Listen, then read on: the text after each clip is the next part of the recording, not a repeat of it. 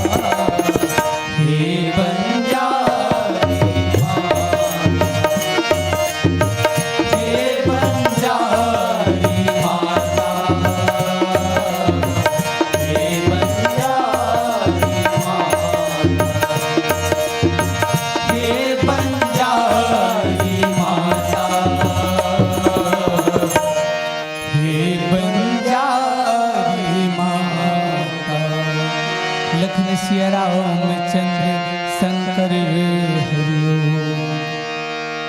वंदे बोधमयं नित्यं गुरुं शङ्कररूपिणं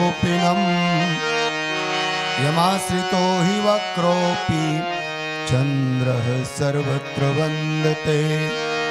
कृष्ण केशव कृष्ण केशव कृष्ण केशव पाहि मां। राम राघव श्री राम राघो रक्ष माम्। मुखिया मुख सो चाहिए खान पान कहूँ एक।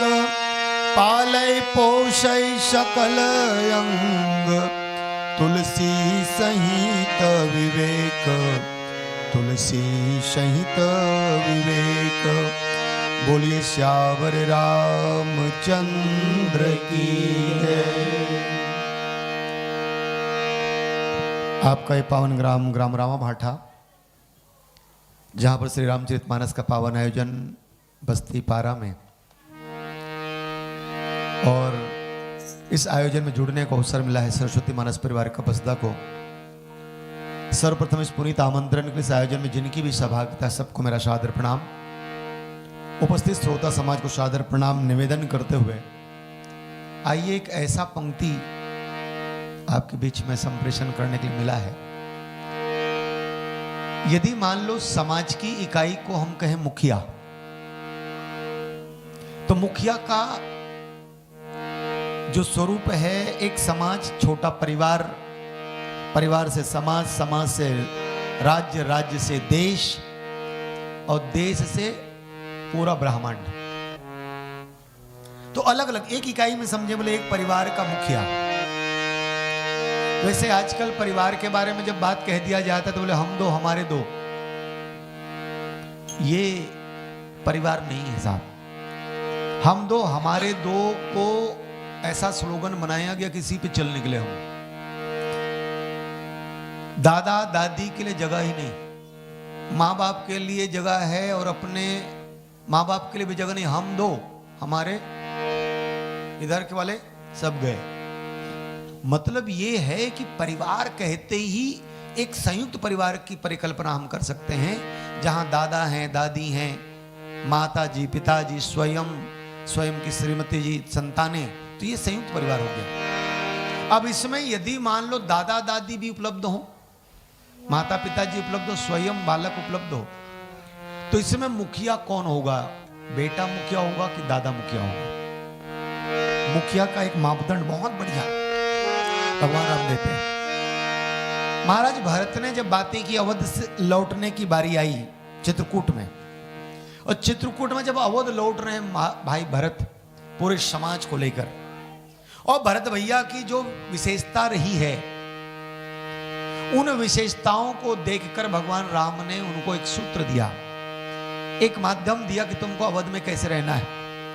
मुखिया मुख सो चाहिए खान पान कहूँ एक। आलय पोसई सकल अंग तुलसी सहित विवेक। अच्छा एक बात जान लीजिए, राम जी वन में हैं, बड़ा भाई वन में है, अवध में महाराज भरत रह रहे हैं, और भरत भैया ने राजगादी स्वीकार नहीं की है। राजगादी स्वीकार नहीं की है, लेकिन भरत भैया को जो उपदेश भगवान राम दे रहे हैं, मुखिया को मुख की तरह होना चाहिए।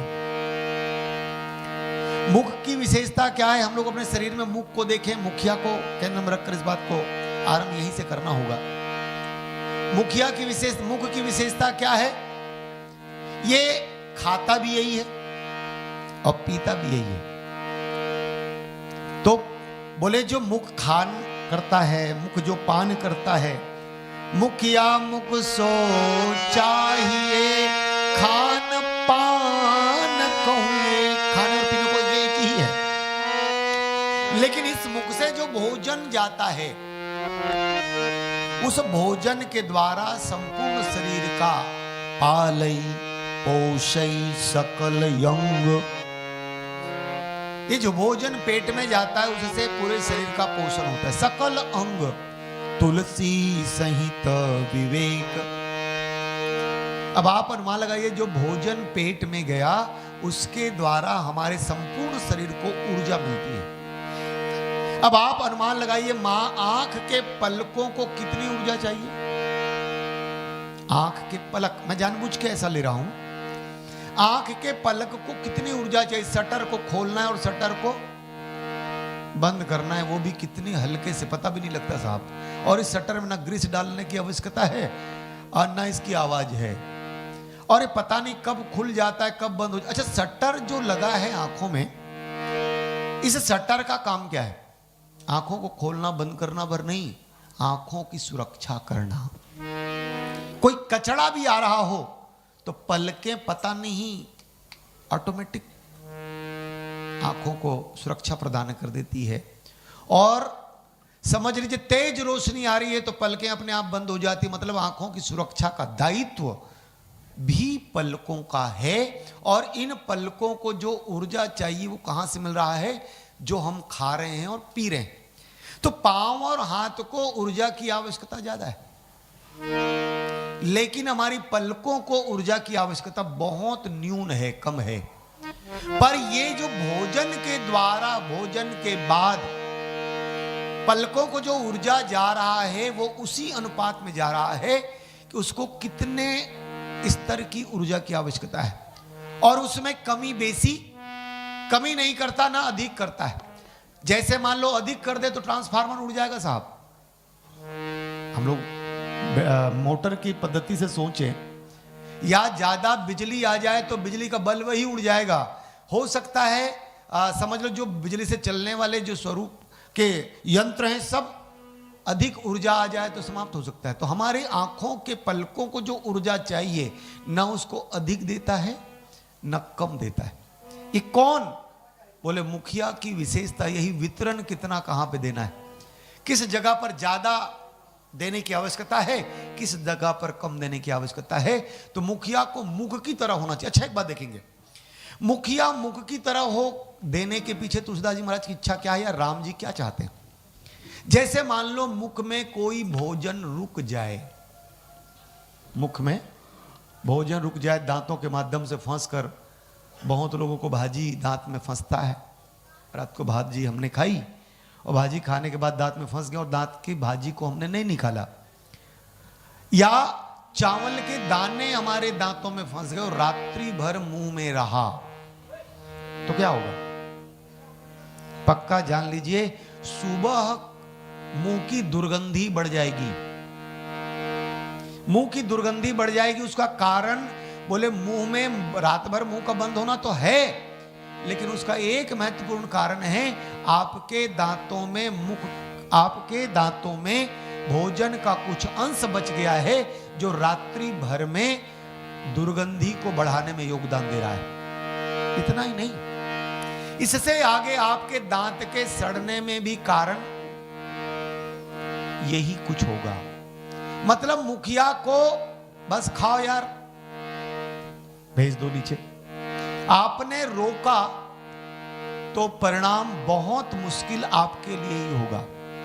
अब इसको व्यवहार में ले आए। भरत भैया को देख रहे, दो मुखिया मैं आपके बीच निवेदन करने जा रहा हूं। भगवान राम ने भरत का मुखियापन देख लिया है।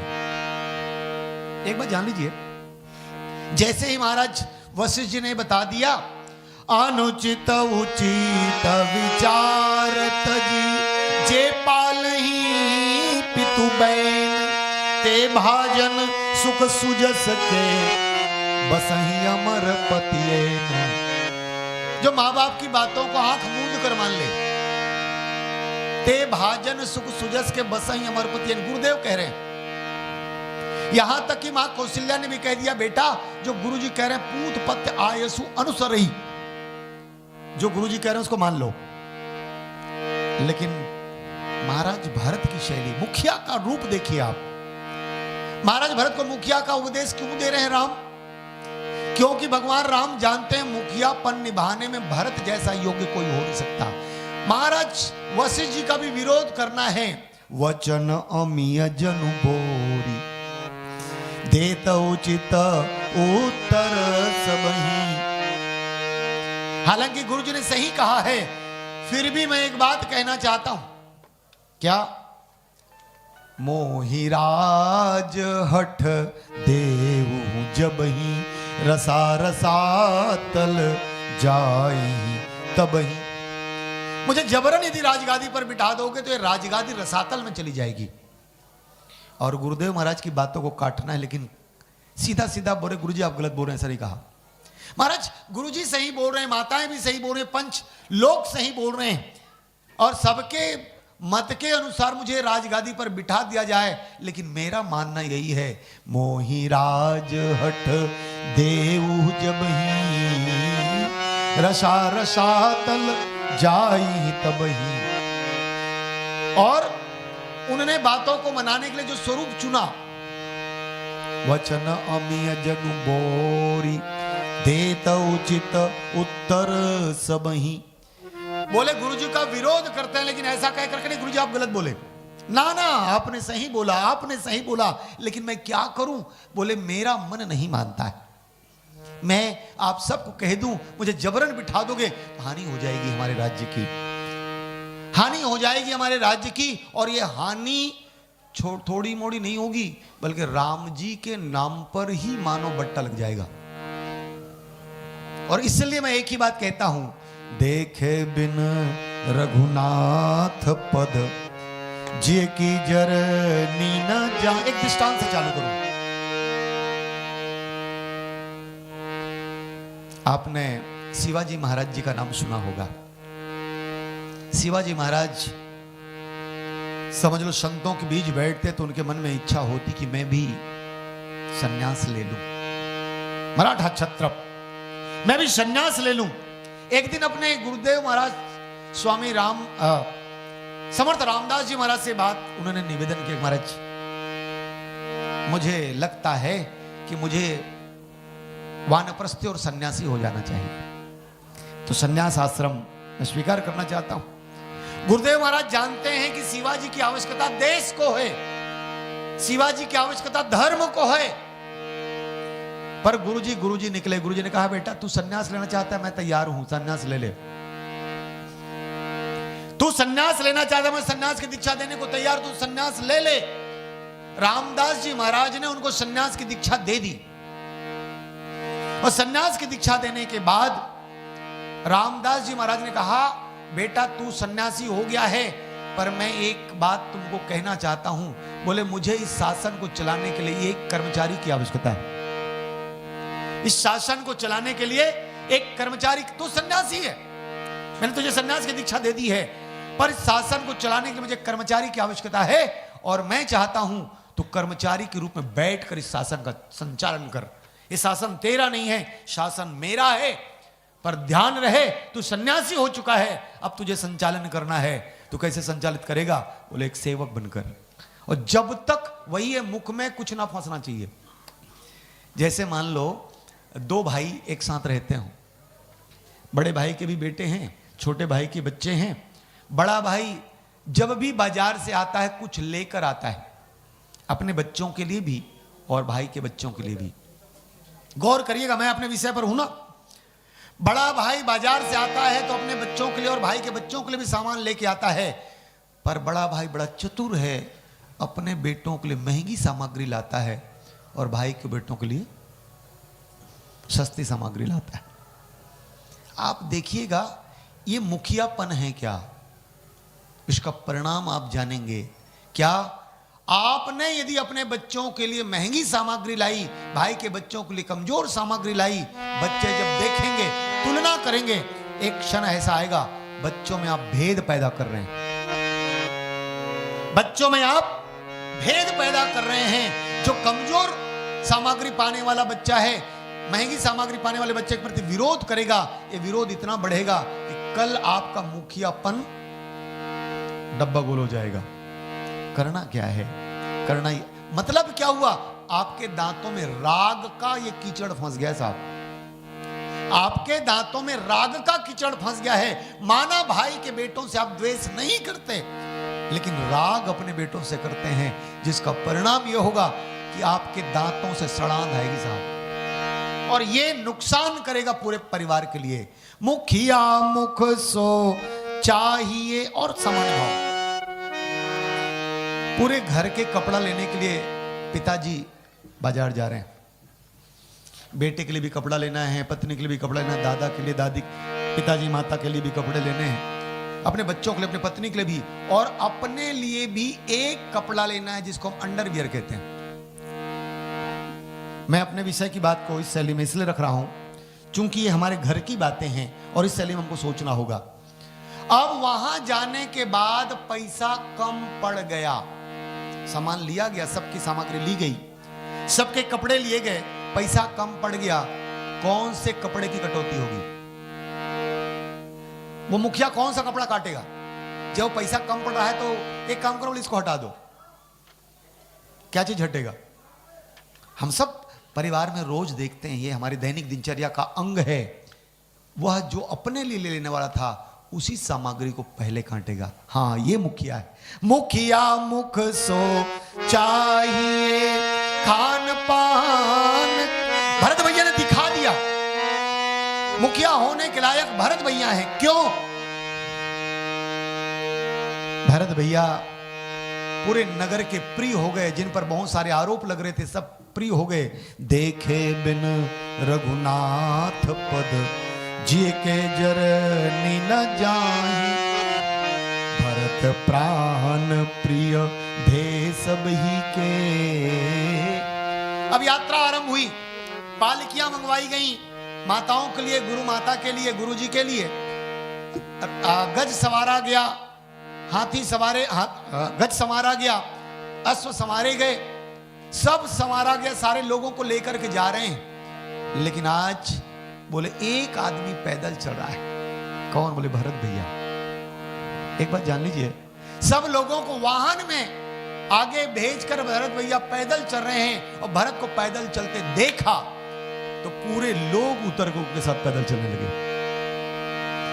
कौशल्या मैया ने अपनी पालकी रुकवाई भरत भैया के पास। भरत बोले तुम पैदल चल सकते, तुम में योग्यता है, तुम में क्षमता है, लेकिन तुम्हारे साथ जो चल रहे हैं वो चल नहीं सकते, उनमें साधना की विशेषता नहीं है। इसलिए मैं कहती हूं तुम वाहन स्वीकार लो, जो सबका ख्याल रखे, अंतिम व्यक्ति का भी ख्याल रखे, वो चढ़ा है कि नहीं चढ़ा है, उसका भी ख्याल रखे, वो बैठा है कि नहीं बैठा है, सबका ख्याल रखे, स्वयं पैदल चलने को तैयार हो। मुखिया ये है। भगवान राम इसी का दुहाई देते हैं। क्या? भगवान राम ने अवधवासियों को छोड़ दिया तमसा तट पर। क्यों? भगवान राम कहते तुमको मुखिया चाहिए ऐसा जो स्वयं तो रथ पर सवार हो और तुमको पीछे पीछे दौड़ाए, तो राम है। तुम यदि रथ ऐसा मुखिया चाहिए जो स्वयं रथ पर सवार हो और तुमको पीछे पीछे दौड़ाए, तो वो राम है। और तुमको ऐसा मुखिया चाहिए जो स्वयं पैदल चले, सबको रथारूढ़ करा दे, ऐसा मुखिया चाहिए, तो पीछे आ रहा है। कौन चाहिए? देख लो। भगवान कहना चाहते हैं मैं तो आगे आगे सिर्फ झंडा लेकर चल रहा हूं। किसका? बोले भरत के राज्य का, भरत के मुखिया का झंडा लेकर चल रहा हूं। यदि तुमको भरत जैसा राजा चाहिए तो उसका प्रचारक राम है। पर भरत भैया को देखेंगे तो इसी विषय का अर्थ बदल जाता है। एक भजन गाते हैं और भरत भैया की शैली से राम को मुखिया के रूप में देखते हैं। आइए एक भजन के बाद।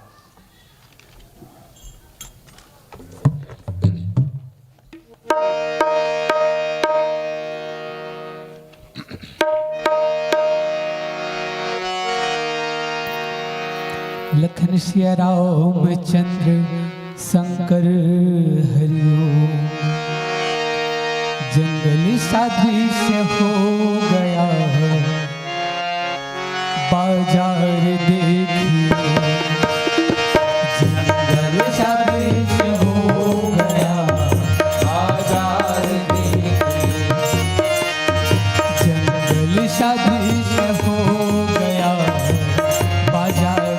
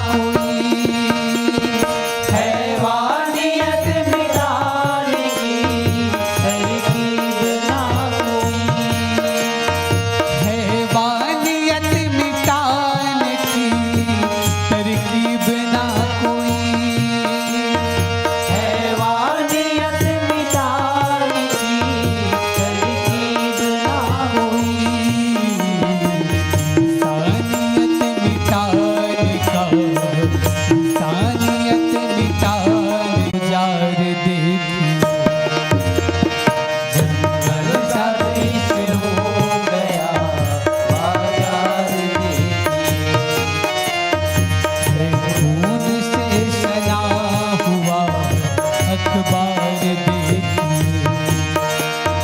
है खून से सना हुआ अखबार देखिए।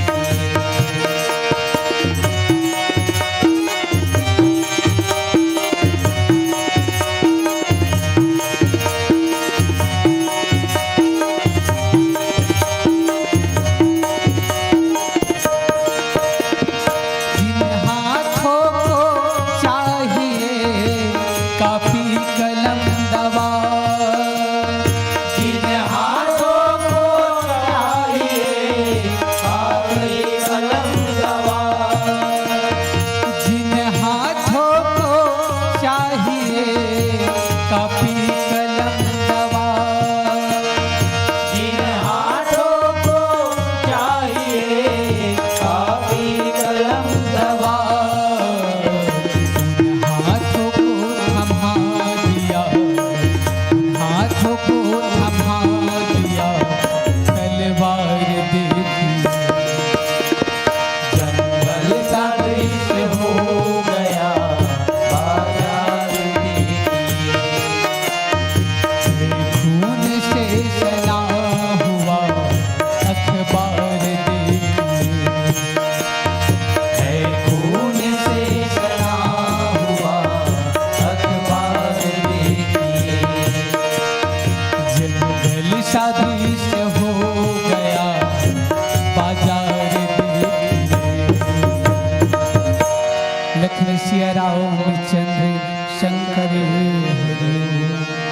मुखिया मुख सो चाहिए खान पान कहूँ एक, आलय पोषय सकल अंग तुलसी सहित विवेक। एक बार भरत जी को पुनः देखें मुखिया के रूप में। एक बात जान लीजिए, भरत भैया सचमुच में जो कार्य करते हैं वो मुखिया का श्रेष्ठतम पैमाना है। क्या? यदि महाराज दशरथ के जीवन में काम आया तो राम चले गए। महाराज दशरथ के जीवन में काम आया तो राम चले गए। यदि मान लो कैकेयी के जीवन में क्रोध आया, होत प्रात मुनिवेश धरि जौन राम बन जाई, मोर मरण राउर अयस निप समुझी मन माही। क्रोध आया तो शांति चली गई सीता जी, और मंत्रा लोभ के रूप में आई तो वैराग्य लक्ष्मण चले गए। पर इन तीनों का सदुपयोग इस राज्य के लिए किया है महाराज भरत ने। क्या? बोले क्रोध किया किन पर? मां कैकेयी पर। वर मांगत मुख भयऊ नहीं पीरा, गरी न जी हम मुख परऊ नहीं कीरा। परिवार को यदि संभालना है तो देखिएगा तीनों का सदुपयोग। मुखिया की विशेषता, क्रोध का उपयोग कर लिया है आज मां कैकेयी के ऊपर। वर मांगत मुख भयऊ नहीं पीरा, गरी न जीह मुख परऊ नहीं कीरा। ये इलाज भी है और इस समाज को, इस परिवार को बचाने की चेष्टा का परिणाम भी है मुखिया होने के नाते। दूसरा, एक बात जान लीजिए, महाराज भरत में काम है। क्रोध तो हो गया, काम है। बोले बिल्कुल काम है। क्या देखना चाहते हैं? बिल्कुल जैसे चित्रकूट में पहुंचे और राम और सीता को देखा तो वो लगते क्या हैं? बोले सीता और राम मदन और रति के रूप में दिख रहे हैं। कामना यही है, राम और सीता जी को सुख में देखना चाहते हैं। राम और सीता जी को सुख में देखना चाहते हैं और ये कामना है, काम है।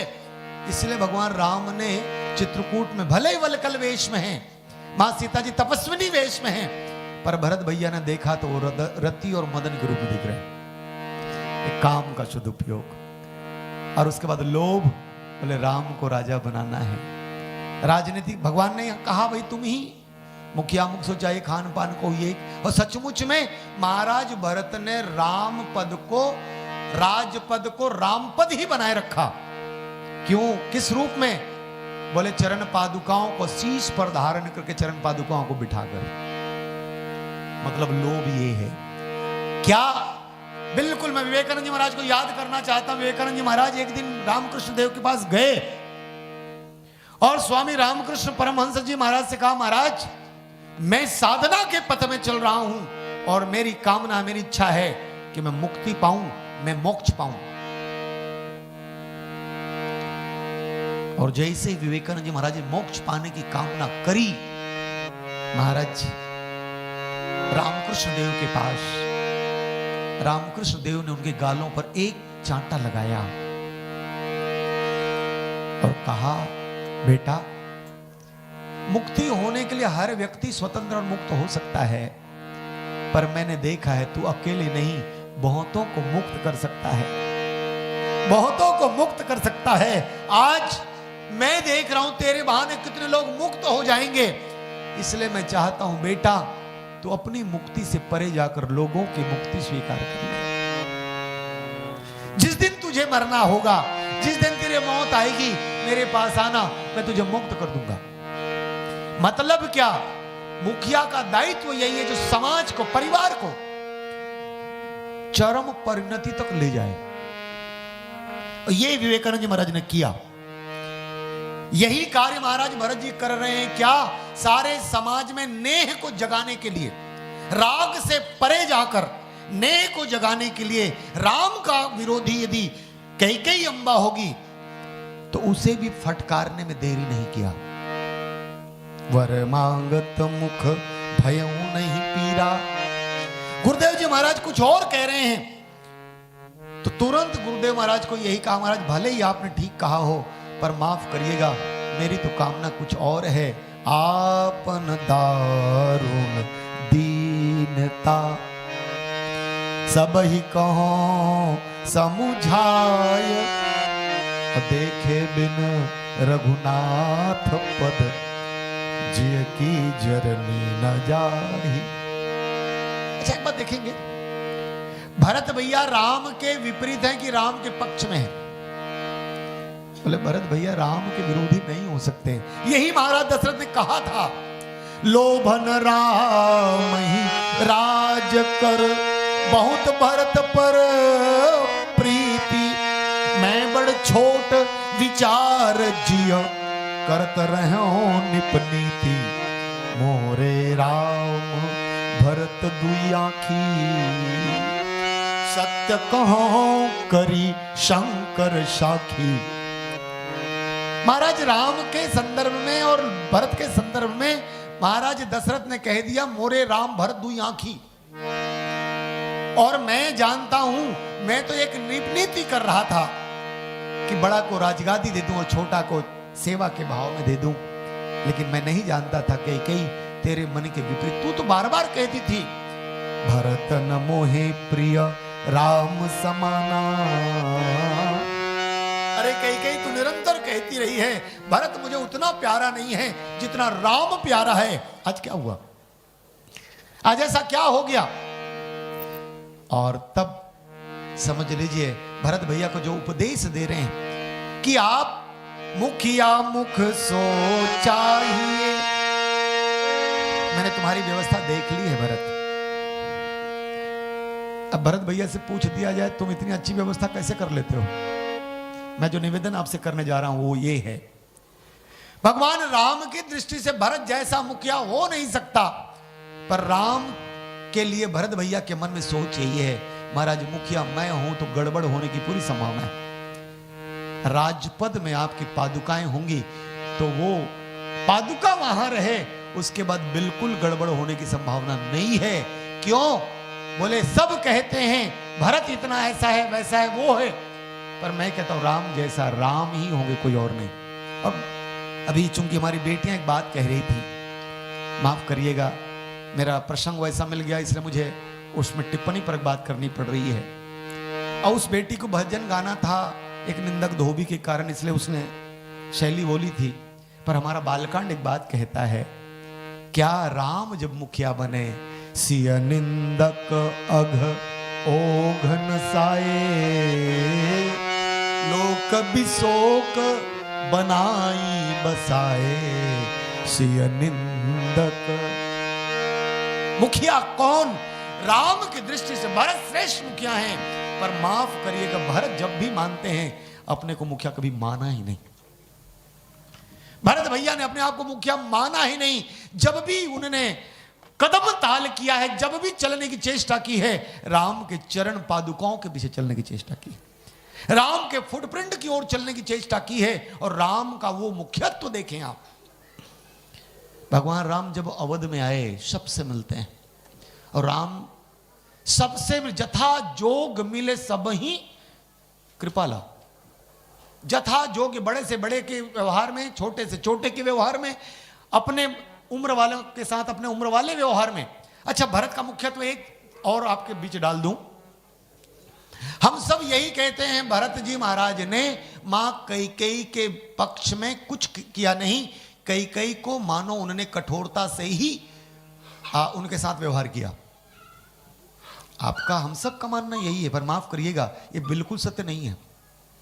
माना कैकेयी अम्बा के सामने महाराज भरत ने कठोर वचन कहे हैं, पर आप गौर करिएगा, लोग कहते हैं कैकेयी अम्बा 14 साल के लिए जिस भवन में रही उस भवन में अंधेरा था। लोग कहते हैं उस रास्ते में झाड़ झंखाड़ उगाए थे, सफाई तक नहीं होती थी, कांटे उगाए थे। भावनाओं के कांटों की बात मैं नहीं कर रहा हूं, मैं व्यवस्था की कांटों की बात कर रहा हूं। क्या एक बात जान लीजिए, महाराज भरत ने कैकेयी अम्बा की सेवा में किसी को लगाया था तो बोले शत्रुघ्न को लगाया था। भरत भैया ने कैकेयी अम्बा की सेवा में लगाया था तो शत्रुघ्न को। और भरत भैया के सबसे विश्वसनीय कौन है? शत्रुघ्न जी महाराज। और शत्रुघ्न जी महाराज यदि सेवा में लगे हैं तो एक बात बताइए, क्या उस मार्ग की सफाई नहीं होगी? क्या वो मार्ग लाइट विहीन हो जाएगा? क्या उस मार्ग में सेवा की कोई चीजें नहीं होंगी और सारी चीजें अस्त व्यस्त हो जाएंगी? अस्त व्यस्त हो जाएंगी। तो एक बात जान लीजिए, जिस भरत ने कैकेयी को राम की मां माना है,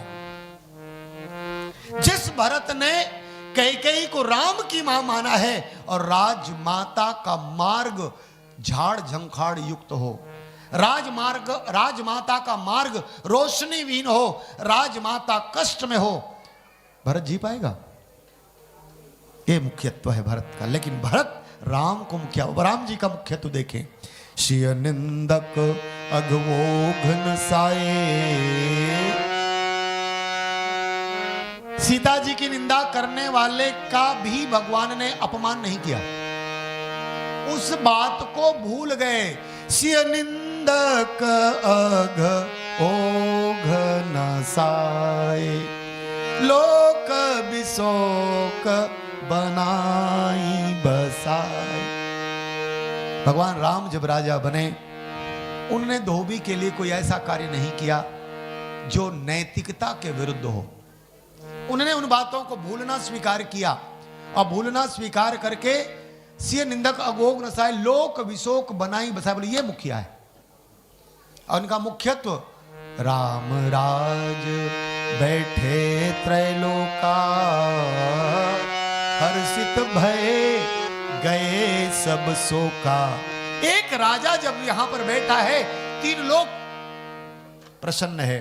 और जब ये कहा जाता है सीता अम्बा का त्याग भगवान राम ने किया, बहुतों ने कह दिया सीता अम्बा का त्याग मर्यादा पुरुषोत्तम राम को शोभा नहीं देता। और तब राजेश्वरन जी महाराज एक बात जोड़ते हैं, अरे एक बात जान लो, गर्भिणी सीता का त्याग मर्यादा पुरुषोत्तम राम के मर्यादा पर बट्टा है, पर राजेश्वरानंद जी महाराज के बोले बट्टा नहीं, ये मर्यादा पुरुषोत्तम राम की मर्यादा है। क्या इससे पहले कोई एक धोबी, कोई एक अंतिम छोर का व्यक्ति, एक सामान्य व्यक्ति राज रानी सीता पर उंगली उठा रहा है, और जैसे भगवान राम ने गर्भिणी सीता का, राजमाता सीता का त्याग किया, तो उंगली अब सीता से हटकर किस में आ गया? सब लोग दोष दे रहे राम को। कलंकिनी सीता का कलंक दूर हो गया है, निष्कलंक हो गई है, और सारा कलंक अपने सिर पर किसने लिया है? राम ने लिया है। राजा राम ने सीता का त्याग किया, काहे के मर्यादा पुरुषोत्तम। भगवान राम कहते हैं कलंक लेकर के भी मेरी पत्नी निष्कलंक होती है तो मुझे कलंक स्वीकार है। कलंक लेने के बाद मेरी पत्नी निष्कलंक होती है तो मुझे कलंक स्वीकार है। क्या है ये रूप? मुखिया मुख सो चाहिए। मुखिया वह, एक बात जान लीजिए, जैसे मान लो आपके कुत्ते ने किसी को काट दिया, दंड किसको मिलेगा? कुत्ते को कि मालिक को? मुखिया मतलब ये ना, आपके घर में किसी का व्यवहार बड़ा खराब है, दोषी व्यक्ति किसको ठहराएगा? उस व्यक्ति को जिसका व्यवहार खराब है, कि उस व्यक्ति को जो उसका मुखिया है, बोले संस्कार ही खराब है। अरे यार, अपने घर में संस्कार भी नहीं दे सकते। हम सोचते थे तुम्हारा बच्चा ऐसा निकलेगा, लेकिन ये तो ऐसा निकला।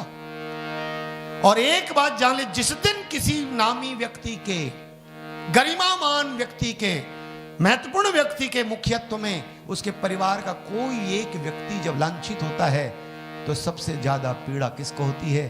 बोले मुखिया को होती है। लगता है मेरे संस्कार में कोई कमी रही रे कि तू ऐसा नालायक निकला।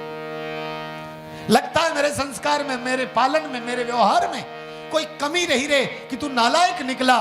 क्यों? समाज में जो मेरी प्रतिष्ठा रही है उसको धूमिल करने के लिए तू निकला। तेरे कारण ये बातें हो रही हैं। और कहीं ना कहीं वह मुखिया अपनी ग्लानि से गले जाता है, पर ना उस मुखिया का दायित्व यह इस रूप में भी आता है, माना भैया ये मेरा बेटा ये कर गया, माना भैया मेरे पोता कर गया, माफ करिएगा, मैं संभालूंगा, आज के बाद ये त्रुटि नहीं होगी। और मैं तो कहता हूं वस्तुतः दंड देना है, इसको मत दो, मुझे दो। क्यों? मेरे घर का यदि बच्चा कुछ गलत कर रहा है तो दंड का भागीदारी ये क्या, दंड मुझे मिलेगा तो ही से लगेगा कि मेरी गलती से भी दंड किसको मिलता है? मेरे मुखिया को मिलता है। मेरी गलती से मेरे पिताजी को दंड मिल रहा है, मैं अपने बाप का दंडाधिकारी नहीं हो सकता। जिस दिन ये सोच ले बालक, पक्का जान लीजिए उसके बुरे व्यवहार, उसकी गलतियां सुधरेंगी साहब। अब इसको हम इकाई से लेकर पूरे देश तक ले लें। भगवान राम राजा बने, एक और पंक्ति ले लूं बालकांड की ही, जब तुलसीदास जी महाराज कहते हैं भगवान राम कौन? बोले भगवान राम वह जिनने अपने जीवन में एक श्रेष्ठ कार्य करके दिखाया। सोई कर तूती विभीषण केरी, जही सपने हूं न राम ही हेरी, जही अग बधे हूं व्याध जिमि बाली, सोई सुकंठ फिर किन्न कुचाली, सोई कर तूती विभीषण केरी, जही सपने हूं न राम ही हेरी। हम सबको लगता है तारा को सुग्रीव ने स्वीकार कर लिया, भगवान राम ने ध्यान नहीं दिया। मंदोदरी को विभीषण ने स्वीकार कर लिया, भगवान राम ने ध्यान नहीं दिया। बोले ये मुखिया हैं। अब मुखिया जानते हैं नारी का संरक्षण होना चाहिए, नारी की मति का संरक्षण होना चाहिए। सुग्रीव का पक्ष पहले भी तारा लेती रही है, बाली को बार बार सावधान करती रही है। पहले से अच्छे मतों का समर्थन तारा ने किया है। मंदोदरी ने भी अच्छे मतों का समर्थन, राम का समर्थन किया है। और रावण के मरने के बाद उन्होंने मंदोदरी ने विभीषण को स्वीकार कर लिया। अच्छी मति का संलग्नीकरण होना चाहिए, संरक्षण होना चाहिए। यहां कहूंगा तो बात थोड़ी सी अटपटी लगेगी, लेकिन इसको बदल दूं। जैसे भगवान कृष्ण ने 16,100 कन्याओं को मुक्त किया, और 16,100 कन्याओं को मुक्त किया, 16,100 कन्या भगवान कृष्ण के पास हाथ जोड़कर खड़े हो गए। उन्होंने कहा महाराज हमें स्वीकार कर लीजिए। क्यों? हम वापस अपने परिवार में लौटेंगे तो हमारे पिताजी हम अपने पास नहीं रखेंगे, हमारे भाई हमको अपने पास नहीं रखेंगे। क्यों? इतने दिनों तक हम कैद में थे और कोई हम पर विश्वास नहीं करेगा। पर हम यही कहती हैं, आप हमें स्वीकार कर लें तो कोई टेढ़ी नजर से देखेगा भी नहीं। आप हमें स्वीकार कर लें तो कोई टेढ़ी नजर से देखेगा भी नहीं। भगवान कृष्ण ने 16,100 कन्याओं को विवाह कर लिया। विवाह का मतलब क्या? विवाह का मतलब संरक्षण प्रदान करना है। मुखिया मुख सो चाहिए संरक्षण, खान पान कहूं एक परिवार की बात से बोलूं, हमारे छत्तीसगढ़ी में एक बात कहा जाता है, मुखिया को घुरवा होना पड़ता है। मुखिया को अभी शैली से थोड़ा कुछ बोल दूं क्या? अब समझ लीजिए सास और बहू का पट टच नहीं है। सास और बहू का वैसे ये तो मुझे लगता है प्रकृति है, प्रकृति है। हमें एक दिन हमारे गुरुजी को एक बात पूछा गया, महाराज जी एक बात बताइए, बिल्ली जब अपने बच्चों को लेकर के एक घर से अगले घर जाती है तो मुंह में ही दबाती है और लेके चली जाती है, उसमें खून नहीं निकलता। अपने बच्चे को एक घर से 21 घर घुमाती है, ऐसा उसमें खून नहीं निकलता, अपने ही मुंह से दबाकर कितने घर घुमाती है। पर यही बिल्ली जब चूहे को पकड़ती तो खून नहीं निकलता क्या? तो वहां खून निकल जाता है, यहां क्यों नहीं? इससे भी आगे बढ़ जाओ। अच्छा, हम लोग गांव के लोग हैं, अब तो धीरे धीरे सब स्थितियां बदल रही हैं। गांव के गायों में, गांव के पशुओं में चेप्टी किन्नी, मैं इसलिए इस विषय को बोल रहा हूं क्योंकि अभी और एक जगह चर्चा में इसको रखा था। उसका कारण ये मैंने अभी अभी देखा, तब बोल रहा हूं। कुछ चीजों को प्रैक्टिकल देखो, बोलो तो अच्छा लगता है। अब चेप्टी किन्नी को निकालना है, आपको पकड़ लिया है तो निकाल के बताइए क्या होगा? उसका जो वो पकड़ने वाला हिस्सा है वो छूट जाएगा, बचा चीजें निकल जाएंगी। यही होता है ना चेप्टी किन्नी में। पर यही चेप्टी किन्नी के पास जब कौवा जाता है, पशुओं के पास कौवा जाता है, वो बगुला जाता है, तो ये उसको भी निकाल लेता बड़ी सहजता से एकदम। कैसे निकलता होगा? जब हम नहीं निकाल पाते वो कैसे निकाल लेता होगा? मैं सही जा रहा हूं ना? आप लोग गौर कर रहे हैं ना, जिन्हें देखा होगा। ये कौवा कैसे निकाल लेता है? वो निकाल के खाता है। उसका कारण यही है, कौवा जैसे पहुंचता है, वो किन्नी भी जानता है मेरा दुश्मन है, उसकी पकड़ ढीली हो जाती है। जो पकड़े है वो और ढीली होती तो पकड़ लेता ही। बस यही है, जान लीजिए। मतलब क्या? मतलब यही है, सचमुच में मुखिया का दायित्व तो जो है। अब देखो, सास और बहू की लड़ाई स्वाभाविक सा लगता है। बहू ने भी ससुर के पास आकर सास के विपरीत बोला, सास ने भी पति के पास आकर बहू के विपरीत बोला। दोनों को पचा जाओ यार, तब तो मुखिया हो। इधर का उधर किए तो रार हुए बिना नहीं रहेगा। सास की बात बहू तक पहुंचा दो, बहू की बात सास तक पहुंचा दो, तो आप या तो मुखिया नहीं हो या लड़ाने में आप मजा लेने वाले हो। लड़ाने में मजा लेने वाला तो कोई मुखिया लड़ाकर मजा नहीं लेता। घर में यार अशांति किसको प्रिय है? घर में तो शांति चाहिए। तो एक बात जान लीजिए, सास ने कहा पचा जाओ, बहू तक मत पहुंचाओ।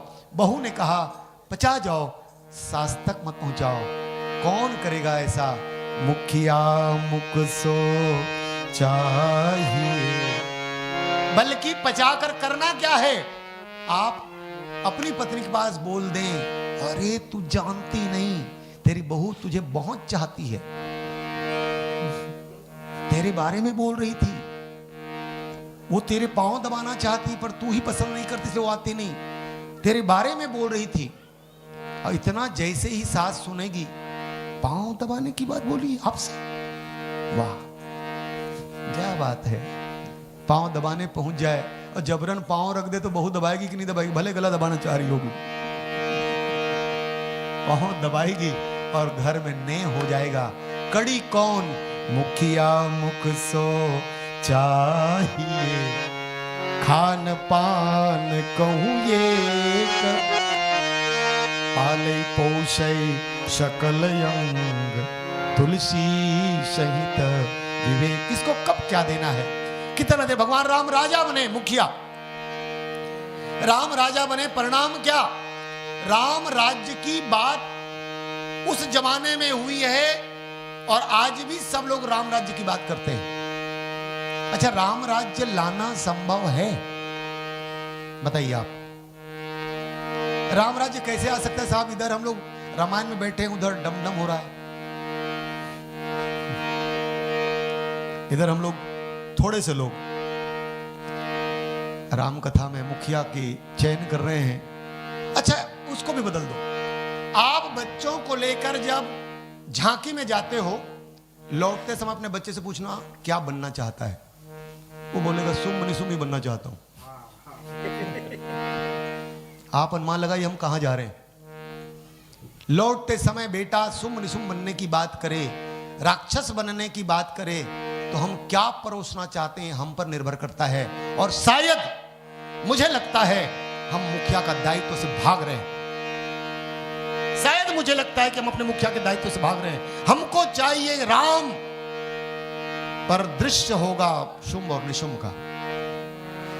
राम चाहिए तो कौशल्या बनना पड़ेगा, राम चाहिए तो दशरथ बनना पड़ेगा, राम चाहिए तो मनु बनना पड़ेगा, शत्रुपा बनना पड़ेगा, तब राम मिलेगा। हमारे सारे आचरण सूर्पनखा के हों और हम राम पैदा कर दे, कदापि संभव नहीं। इसलिए मुखिया का दायित्व तो छोटा मोटा नहीं है भैया। मुखिया मुख सो, मैंने बहुत बुजुर्गों को देखा है, चवन्नी का चना लेकर अकेला खाने वाला। चवन्नी के चना का जमाना गया, चवन्नी तो मिलता नहीं अब। मैंने बहुत मुखिया को देखा, चवन्नी का चना खाए, पोते घूम रहे हैं, 2 दाने नहीं दिए। ऐसे भी मुखिया मैंने देखे हैं, पर मैंने ऐसा भी मुखिया देखा है जो ये कहे, बेटा तू खा लिया तो मैंने खा लिया, तूने नहीं, तूने पा लिया तो मैंने पा लिया, मेरे लिए ना बचे कोई बात नहीं, पर तेरे चेहरे में प्रसन्नता देखने के बाद मुझे हर्ष हो जाएगा। क्या मैंने सचमुच जो चीजें लाई हैं सही वितरित किया है। पालई पोषई सकल अंग, तुलसी सहित विवेक, तुलसी सहित विवेक। राम जी महाराज ने जो सीता जी का त्याग किया, कलंक राम जी के ऊपर, सीता जी निष्कलंक हो गई, बोले ये राजा राम। महाराज राम ने सबको महत्व प्रदान किया है। आप देख लीजिए, स्वयं रावण का वध करने के बाद भी रावण के कोष को उन्होंने नहीं स्वीकार किया। बाली का वध करने के बाद एक कुछ भी लेकर के नहीं आए। मतलब क्या? यदि दृष्टि में धन नहीं होगा, दृष्टि में संस्कार और व्यवहार होगा, उनके पालन करने की वृत्ति होगी, तो आप उनसे न लेकर उनको जो सिखा करके जाएंगे वो श्रेष्ठ होगा। और यही है रामचरितमानस, जो हमें संस्कार की शिक्षा देता है, हमें चलने की शिक्षा देता है, हमें अच्छा समाज बनाने की शिक्षा देता है। और मेरा भर नहीं, हम सबों का दायित्व है, हम समाज में अच्छी चीज़ों को लाने के लिए अपने दायित्वों का निर्वहन करें। इन्हीं बातों के साथ पीली बत्ती कहती है, भजन गवाओ, छुट्टी लो। बोलिए श्यावर रामचंद्र की जय। लखन सिया रामचंद्र शंकर हरि ओम। छत्तीसगढ़ महतारी तुर महिमा है अपार, तुर महिमा है अपार। छत्तीसगढ़ महतारी तोर महिमा है अपार, तोर महिमा है अपार। छत्तीसगढ़ महतारी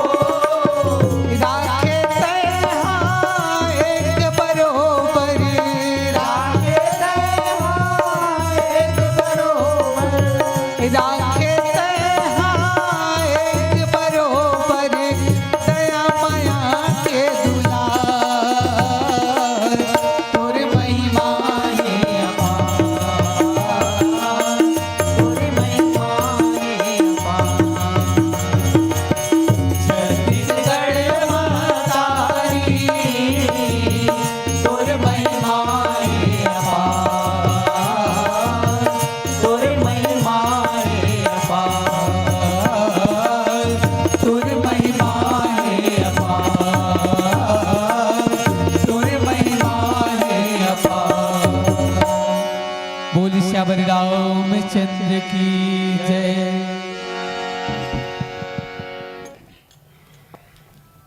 एक बार पुनः जोरदार ताली के साथ संवाद देंगे। और ऐसे व्याख्याकार को हम पा रहे थे जिसको जितना भी कहे कम होगा, क्योंकि ऐसे व्याख्याकार बहुत ही कम मिलते हैं और ऐसे व्याख्या मंडली बहुत ही कम मिलते हैं। आज के चकाचौंध में संगीत ऑक्टोपेड यामाहा आर्गन के चक्कर में कई मंडली अपनी छवि खराब कर चुके हैं, लेकिन ऐसे मंडली जो छत्तीसगढ़ की संस्कृति और छत्तीसगढ़ की विभूति मंडली, ऐसे मंडली के लिए हम एक बार पुनः आप सभी के श्री चरणों की ओर से जोरदार ताली के साथ सम्मान प्रदान करते हैं। आपके संकल्पों से तो वक्त स्वयं बदल जाएगा। सूरज को मुट्ठी में कर लो, आसमान भी झुक जाएगा, आसमान भी झुक जाएगा। संत सरल चित होते जग में, संत सरल चित होते जग में, दिन दोपहर में आते हैं, गर्मी वर्षा तूफानों में भी प्रेम भाव दिखलाते हैं, प्रेम भाव दिखलाते हैं। ऐसे संत को हम पा रहे थे और अभी सरस्वती मानस परिवार का फसदा के आदरणीय संत जनों को हमारे मंच पर पा रहे थे और सह सम्मान विदाई के लिए मैं सादर आमंत्रण प्रेषित करूं आदरणीय श्री खिलावन साहू जी, जिनके द्वारा आयोजन हेतु 12 से 1 रुपए की राशि आयोजन में सहयोग प्रदान करते हैं। साथ ही रामू साहू जी, राजू साहू जी आइएगा, किराना दुकान वाले भैया आइएगा। राजू साहू जी आपकी ओर से 701 रुपए की राशि इस आयोजन में सहयोग प्रदान कर रहे हैं और आप दोनों के माध्यम से हमारे इस मानस मंडली को सह सम्मान विदाई में सहयोग प्रदान कीजिएगा और आपके गायन वादन व्याख्यान से श्रद्धा सुमन अर्पित प्रदान करते हैं। कोमल राव कुमार निषाद चंडी चौक की ओर से 101 रुपए की राशि आपको सम्मान प्रदान करते हैं। साथ ही गुप्तदान 10 रुपए, तिलक राम साहू की ओर से 10 रुपए, यश गोवर्धन साहू की ओर से 20 रुपए, संत राम यादव की ओर से 10 रुपए साथ ही प्रदान करते हैं। रामजी साहू की ओर से 20 रुपए, साथ ही गुप्तदान 20 रुपए, सुखचैन साहू की ओर से 100 रुपए एवं वैनिसा निषाद कुमकुम निषाद की ओर से 50 रुपए की राशि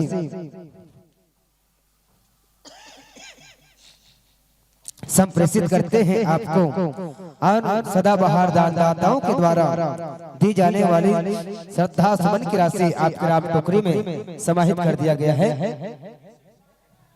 साथ ही 2101 रुपया प्रत्येक मंडली को दी जाने वाली राशि आपके राम टोकरी में सादर समाहित कर हमारे संत जन कह रहे हैं कि भविष्य के गर्भ में यह मन सजाने में कामयाब होते हैं तो आपका आना प्रार्थनी एवं अनिवार्य रहेगा। इन्हीं भावनाओं के संग ग्राम के पावन भैया आपके हार्दिक अभिनंदन है। हर दिल में राम गंगा बहाए आप जैसे संतन हैं, आपके आने से खुशी हुई थी, अब कैसे करूं बखान, स्वीकार करेंगे फिर आने में, प्रेम भरा आमंत्रण है, प्रेम भरा आमंत्रण है, प्रेम भरा आमंत्रण है। जिस भाव से आते हैं भक्तों के घर भगवान, विश्वास निमंत्रण पाकर फिर आना श्रीमान, फिर आना श्रीमान, फिर आना श्रीमान। इन्हीं भावनाओं के संग जिन आदर और सम्मान के साथ आपको मंचासीन किए थे उन्हीं